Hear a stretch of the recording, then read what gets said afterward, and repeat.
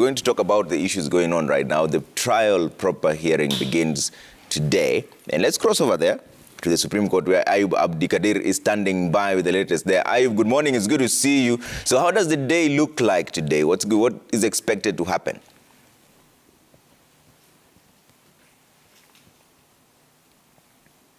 Ayub, good morning. What's the latest from where you are?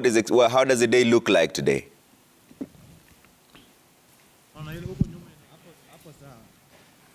All right. Good morning, Trevor. Live from the Milimani Law Courts here in Nairobi County, where the Supreme Court will be sitting today.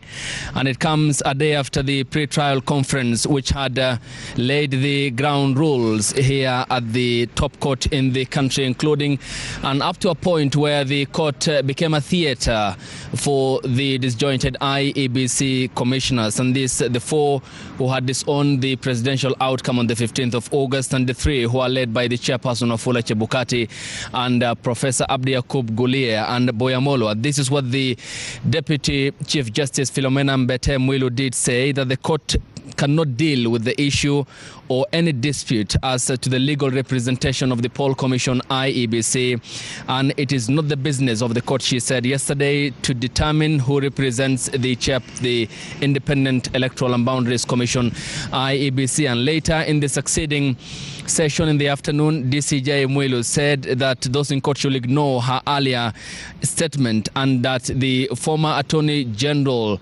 Professor Gideon Muigai Senior Counsel will be recognized as the Poll Commission's lawyer. And afterwards, the Supreme Court also dismissed a response which was filed by the four commissioners of the Independent Electoral and Boundaries Commission IEBC. That's Juliana Charera, Justice Nyangaya, Irene Masit, and Francis Wanderi.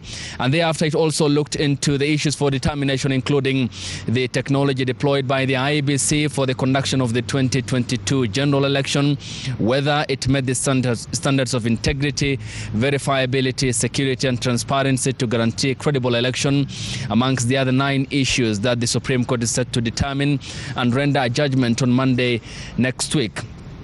Others include whether there was interference with the uploading of the transmission of the Forms 34A into the IEBC portals from the polling stations, whether there was a difference between Form 34As uploaded into the public portal of the Commission and Forms 34A received at the National Tallying Center, which was at the Bomas of Kenya, and also those that were issued to the agents that represented political parties at the polling stations, whether the postponement of the gubernatorial elections in the counties of Kakamega and in Mombasa. Now we have winners. The ODM candidates have won in Kakamega and Mombasa. That is Fernandez Barasa and the former Mvita Member of Parliament Abdul Samad Sharif Nasir, respectively.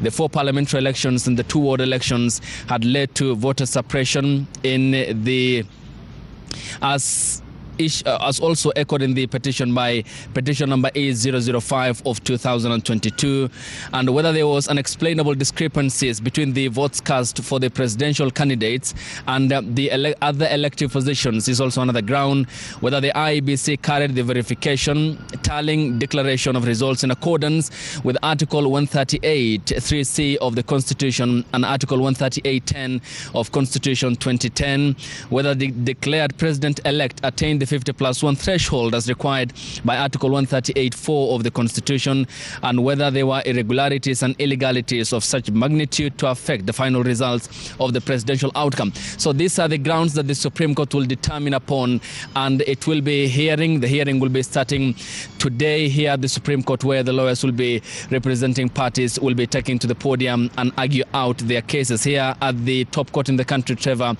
It's not an activity-less morning, may I say. Security, however, appears to be taking shape. It's heightened as promised by the Registrar of the Judiciary, Anna Madi, the day before yesterday, and still no presence of the lawyers yet. It still isn't a beehive of activity that we have expected earlier, but it's nonetheless is a good morning for the country, because the top court will be sitting to determine a presidential election for the 4th time in the country. The first happened in 2013 and in 2017, twice after the repeat poll on the 26th, and then the 4th one now coming before the 3rd Chief Justice of the Republic of Kenya, Martha Koome-led bench of the Supreme Court.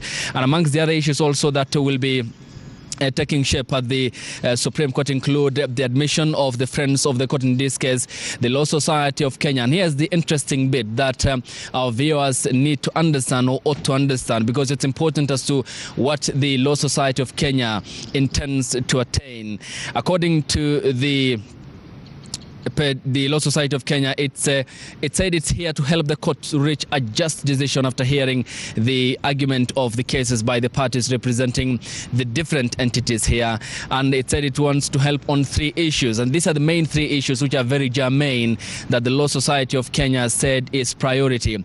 It said that meaning of the standard of proof in an election petition, and the item number 2 that it had itemized was the value of the rejected votes in the presidential election and the role of the Independent Electoral and Boundaries Commission IEBC in tallying, verification and the declaration of the presidential results, or the outcome which was declared on the 15th by the chairperson of the commission, Wafula Chebukati. The others who are admitted include the Senior Bar Council, ICJ Kenya, John Walubengo, Joseph Sevilla and Martin Mirero, who are the Friends of the Court and will be seated during the sessions. However, they will not be making oral submissions as per the guidance issued yesterday by the Chief Justice Martha Koome, but their filing of the responses will be taken as important equally, and the court will be considering that. Therefore, the other also pertinent matter that was yesterday addressed during the ground rule session at the pre-trial conference included the consolidation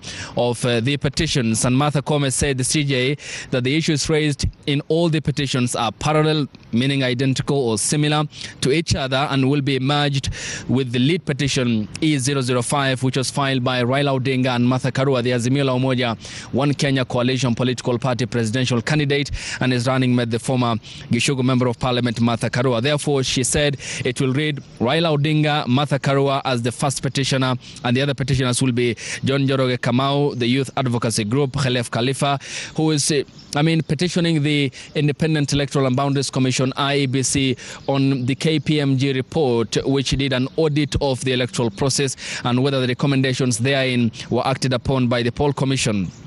Deputy President Dr. William Ruto is the president-elect, and Rigathi Gachagua, the deputy president-elect, will be the first and second respondents, respectively.